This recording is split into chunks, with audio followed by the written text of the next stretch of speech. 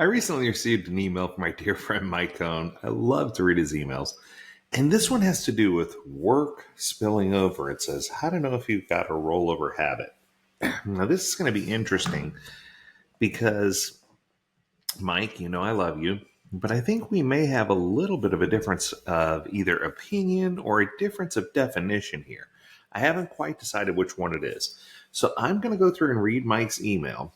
And then as I progress, I'm going to stop, chime in, and then keep reading because I think that's the best way to handle this. So let's get started. He starts off, hey, Lee, a key agile principle is the value of getting work done by the end of each iteration. 100% agree, fact.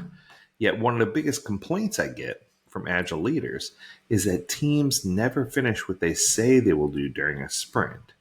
Instead, teams consistently let the unfinished work spill over, aka rollover or carryover from one sprint to another. Okay, let's pause right there. I want to make sure we have clarity on a couple of definitions real quick. So let's go back to one of the biggest complaints I get from agile leaders is teams never finish what they say they will during a sprint. That is a fact, my friend. 100% fact. Part of it, though, I'm not going to blame the team. Let me explain. When you ask the team what's one of the things they dislike the most about working in sprints or operating in that fashion, is that work often gets swapped out or traded out. Or, oh, we said we would commit to do A, B, and C, and then we go back, look in our backlog, and they're asking us to do B, D, and E. But don't worry, because D and E are the same size as A and C, so swapping them out was perfectly okay, right? The answer is no, that's not perfectly okay. So I think the concept that I'm trying to say here is that there's a difference between splitting work to make sure it's right size, so it fits inside of a sprint, and carryover. And I think that we're going to be on the same page for the most part, now that I read that line. But let's continue. Let's just see where this is going. Okay, so he continues. Spillover is such a prevalent problem for agile teams that I want to devote several tips to talking about it. First, we'll explain what spillover is and how to know if it's a problem. Next, we'll describe why habitual spillover is so bad.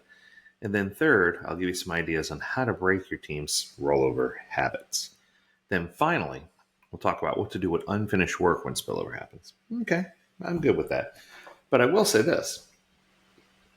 In recent years, probably in the past 3 years, 4 years, I've never had a team, after I've worked with them for at least a couple of sprints, I've never had a team carry over work from one sprint to another. It's something my teams don't do. And I know you said early on that can't be the expectation, but I'm going to argue it can be, and I have a way to do it. But let's see where you take it first. So starting with what is spillover? Why does it happen? Spillover is when a team arrives at the end of one sprint with some unfinished work that needs to be finished in the next sprint. It happens when a team overcommits to what they can achieve during the iteration time box. This is usually because team members are too optimistic and brought too much work into the iteration. The team was interrupted more often during the sprint than expected, or some of the work took longer than expected. I'm going to add another one. How about people ask the team to do different work during the sprint? Oh, don't worry about this, do this instead. Or how about this one? The team undercommits by a small amount, realizes they have some bandwidth left, and they go to the product owner and say, what should I do? And the product owner says, oh, pull 1 or 2 items in from the next sprint. Now you have work that you know you're not going to finish that has been pulled over into your current sprint. And I see this happen all the time. So then what happens? The team says, oh, no big deal. It was work from the next sprint. So we'll just go ahead and split it. So they break it up into 2 stories, put part of the work in the story they completed, put the remainder of the work over here. And what does leadership look at? Every single sprint, they don't finish the things they committed to because they look at that work that they pulled into the sprint as work that was committed to. So we need to make sure we have clarification about what we're talking about. It says spillover is not a bad thing in and of itself. It's unrealistic to expect the team to finish everything it starts every sprint. See, this is where we disagree. I do want the team to finish everything they start. Or everything to commit to, I guess you should say. Let's reword that. You might be right here. Okay, I'm going to reread this because you're right. Spillover is not a bad thing in itself. It's unrealistic to expect the team to finish everything it starts every sprint. That is true. One of the things that I encourage teams to do Often, if they finish what they've committed to and I say, hey, what should I do next? I'm like, go get a head start on the first item in the next sprint. It doesn't mean it's now part of this sprint's commitment, but it means that now we can get a head start on something for the next sprint. That's pretty genius, right? Because then if they don't finish, no harm, no foul, they just got a head start on the first item in the next sprint. If they do finish, outstanding. They can pull that item in as a done item, log those story points, and move on.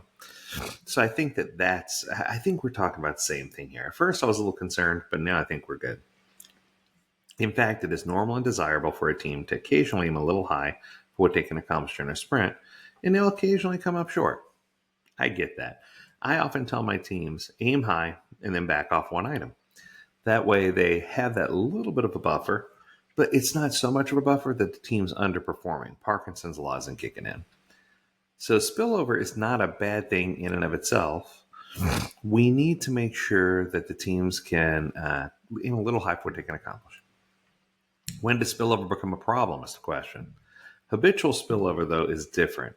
Habitual spillover is when a team almost always commits to more than what they can finish during a sprint, and they rarely finish whatever they think they will do. Let's pause there for a second. There's two symptoms here. First, I don't know that the team is always trying to commit to more than what they can do. I mean, I've seen that before. Yeah, let's do 50 things. But I would argue that's the rarity. I think the majority of the time, the team finishes the work they've committed to.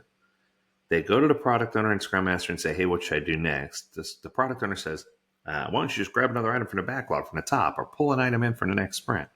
So what winds up happening is they add additional work to the sprint late in the sprint that they know they can't finish. And that is the problem right there. As a result, the end of the sprint becomes an arbitrary date. Work is carried over from one sprint to the next like it's no big deal. And that's when leadership loses their mind. It is a big deal. It is a huge deal, right? And we're going to talk more about that in a minute, apparently. But the most common reasons teams develop a habit of taking on more work than they can finish is pressure. Pressure can originate externally from a boss or important stakeholder that exerts pressure by telling a team what must be done or establishing an unrealistic expectation. Or internally, some team members allow their optimism and high expectations on themselves to create pressure to do more than what's reasonable. Like I said, though, you know what? I'm putting my flag in the ground here. I really believe that this is symptomatic. And Mike, I'm begging you. I know you listen. Please call me out if I'm wrong. Please call me out if you have a different opinion. I'd love to hear your feedback. What I'm saying is, I think more times than not, work carries over because people are letting things come into the sprint late. They're not locking down what's in the sprint. And I know, we welcome changes even late. Yeah, I get it. But welcome changes is one thing. Changing items is another thing, right? One thing you can do right away to help stop habitual spillover is make the problem extremely visible. At the next sprint and make a note of how many items the team's committed to versus how many were 100% done. Even better, look back and do this for a handful of prior sprints. Bring this information into the retrospective and ask the team why they think unfinished work has become a pattern for them. Then ask them for one thing they could try next sprint to prevent it from happening. Don't forget to hold them accountable to trying that idea, whatever they come up with, during sprint planning and as the sprint progresses. So I think that's a great idea. I think that that's going to help you discover the root cause of what's really happening. While you're doing that, we will be preparing the next tip to help you do Agile better. And Mike promised us next week we'll be writing about why spillover is such a bad habit to fall into and how breaking that habit can help you succeed with Agile. Mike, I love your emails. I love it to death.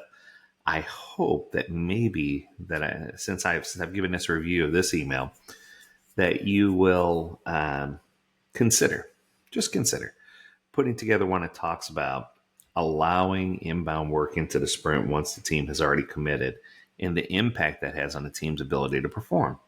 There's nothing more disheartening or discouraging to being a team member and seeing new work being added that's out of your control, the product owner has agreed to, because some C-level hippo, highest paid person's opinion, has said, hey, we need to change the scope of what we're working on. And I'm not saying they shouldn't be able to do that. What I'm saying is that this becomes habitual and it starts happening over and over again. You break down team morale. Teams are able to do less work.